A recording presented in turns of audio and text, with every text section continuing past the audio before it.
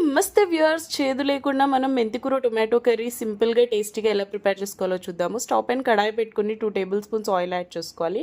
ఇప్పుడు ఇందులోకి 1/2 table spoon ఆవాలు యాడ్ చేసుకొని అవి కొంచెం చిటపటలాడిన తర్వాత ఇందులోకి 2 మీడియం సైజ్ ఆనియన్స్ కట్ చేసి యాడ్ చేసుకున్నాను. అలాగే ఇందులో కొంచెం పసుపు యాడ్ చేసుకొని ఆనియన్స్ గోల్డెన్ బ్రౌన్ కలర్ వచ్చే వరకు ఫ్రై చేసుకున్న తర్వాత 2 కట్టల మెంతికూరని వాష్ చేసి కట్ చేసి యాడ్ చేసేసుకుంటున్నాను. మెంతికూరలో పచ్చివాసన పోయే వరకు మనం దీన్ని ఫ్రై చేసుకోవాలి.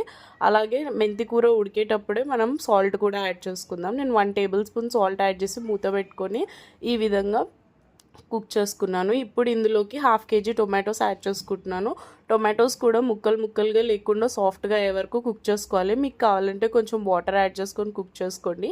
ఇప్పుడు ఇందులోకి 1 టేబుల్ స్పూన్ కారం, కొంచెం కొత్తిమీర యాడ్ చేసి ఈ విధంగా సాఫ్ట్గా కుక్ అయ్యే వరకు కుక్ చేసుకుంటే టేస్టీ మెంతికూర టొమాటో కర్రీ అయితే రెడీ అయిపోతుంది.